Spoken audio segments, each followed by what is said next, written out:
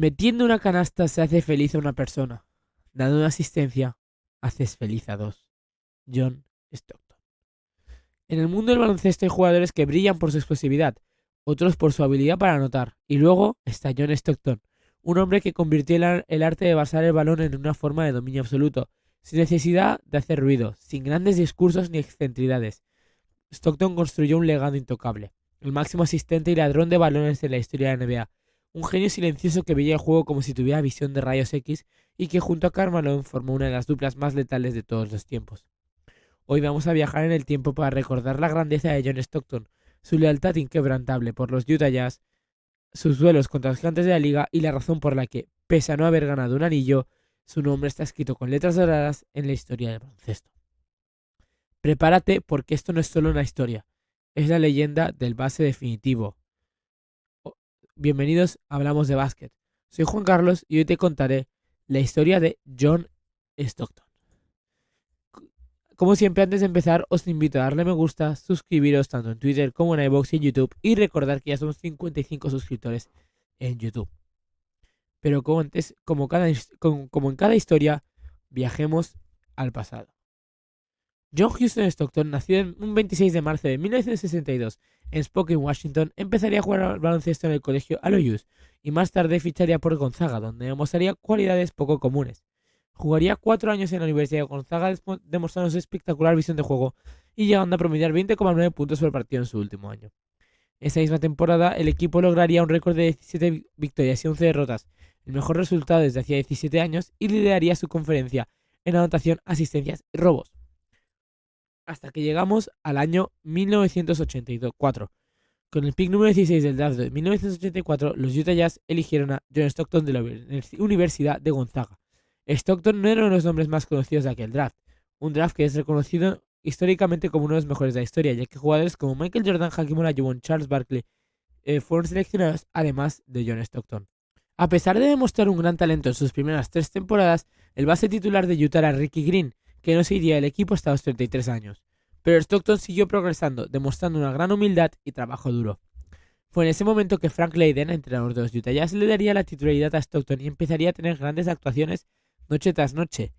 Muchos se sorprenden cuando se enteran de que John Stockton realmente empezaba a contar con minutos a la edad de 25 años y que casi todo su palmarés es a partir de ahí.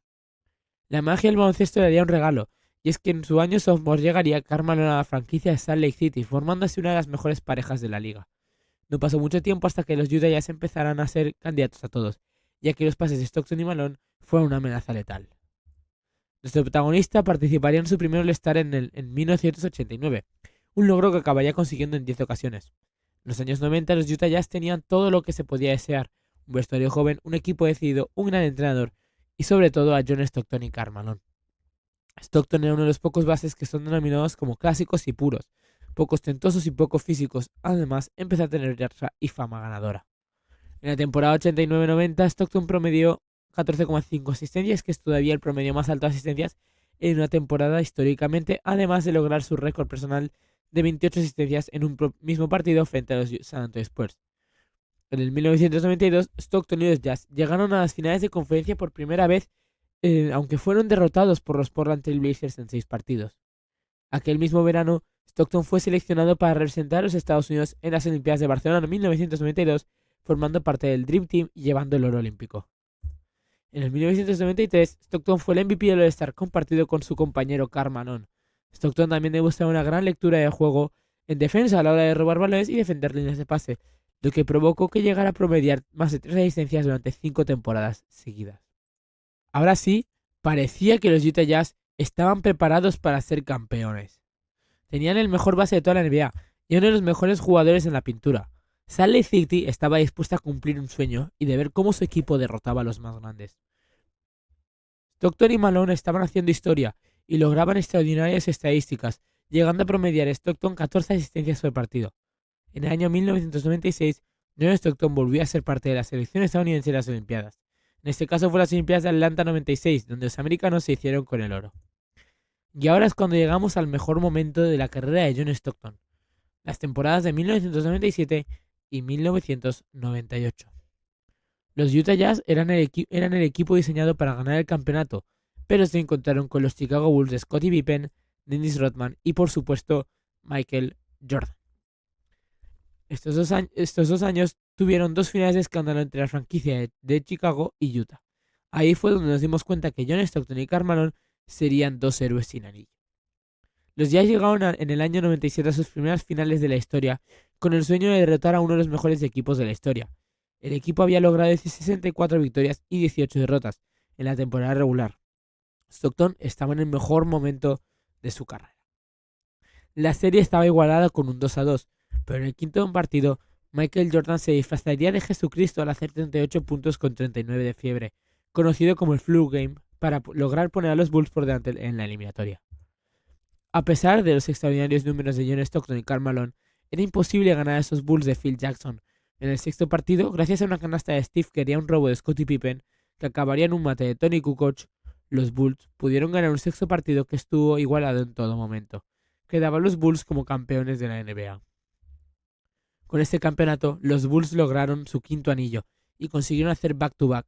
Aquella derrota fue dura, pero el destino les volvería a dar otra oportunidad. Año 1998. Los Utah Jazz volvían de nuevo a las finales de la NBA. Era la revancha contra los Chicago Bulls. Era el sexto partido y John Stockton anotaría un triple a falta de 41 segundos para que se finalizara el partido, pero de nuevo aparecería Michael Jordan disfrazado de Jesucristo. Jordan le robó el balón a Karl Malone y en esa misma jugada Jordan anotaría una de las canastas más históricas de la NBA que le daría un campeonato a los Bulls. Era un three-peat histórico, era el sexto anillo de Jordan y el sexto de los Bulls.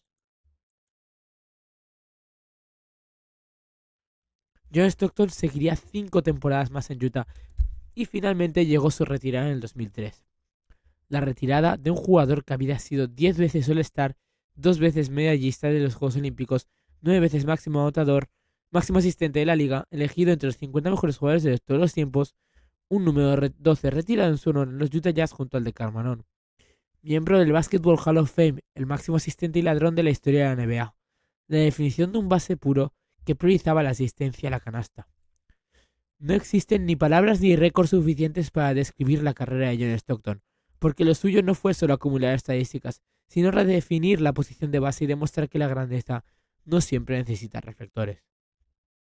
Stockton no fue el más alto, el más fuerte, ni el más mediático, pero sí fue el más preciso, el más inteligente, el más constante y el más humilde. Un jugador que convirtió la eficiencia en arte y la lealtad en un símbolo, un general en la cancha, un maestro del pase y un ladrón silencioso del balón. Puede que nunca haya ganado un anillo, pero su legado sigue más vivo que nunca, porque cada vez que un base prioriza la visión sobre la velocidad, la inteligencia sobre el espectáculo y el equipo sobre la individualidad, está siguiendo el camino que John Stockton trazó en su momento. Y con esto acabamos, pues la historia de la carrera de John Stockton, tema principal del vídeo de hoy, y pues pasaremos a hablar de la actualidad en la NBA. La primera noticia es que la NBA en Europa es que Adam Silver confirmó en una entrevista junto a Andreas Zaklis, secretario general de la FIBA, que la NBA y la FIBA están trabajando en la creación de un torneo masculino que respetaría los patrones de selecciones y las competiciones nacionales. Se rumorea que podría ser un tipo de Euroliga en la que participaran equipos NBA y equipos europeos, en el que habrían algunos equipos fijos en la competición y otros que se clasificarían mediante sus propios méritos. Pero como ya os he dicho, son solamente rumores, aunque sí se sabe que están trabajando en un torneo. Los Memphis Grizzlies han destituido a Taylor Jenkins como entrenador principal y han decidido ascender al finlandés Tuomas Lisalo para ser el entrenador de los Grizzlies. Lisalo ha entrenado a equipos franceses y lleva una temporada siendo entrenador asistente de los Grizzlies.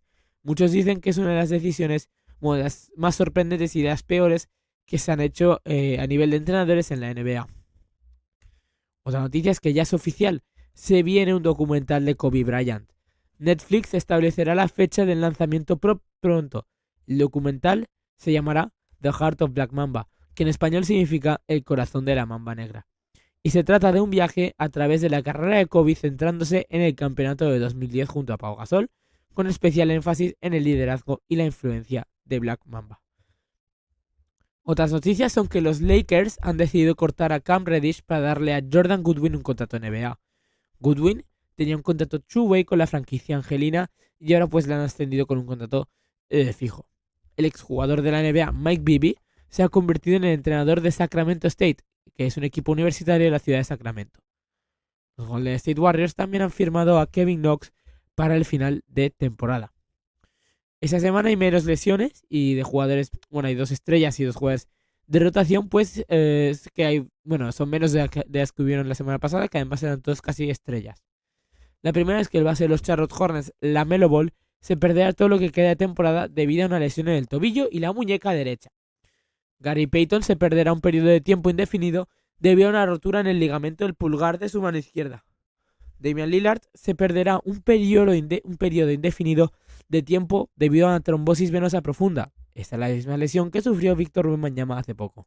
Y Brandon Clark se perderá el final de temporada con los Memphis Grizzlies debido a un esguince de grado PCL en la rodilla izquierda. Y bueno, aquí acaba este episodio de hoy. Os recuerdo que podéis suscribiros tanto en Twitter como en iVoox y en YouTube. Y voy a acabarlo con una frase que ya he dicho al principio, con la que lo empecé del episodio de John Stockton, que es: metiendo una canasta se hace feliz a una persona, dando una asistencia haces feliz a 2. Esta frase resume perfectamente la carrera de Stockton, que priorizaba siempre la asistencia a la canasta, y pues eso es lo que se dice que es el base definitivo a partir de pues la leyenda de Stockton. Con esto acabo el episodio de hoy. Gracias por escucharlo hasta el final. Adiós.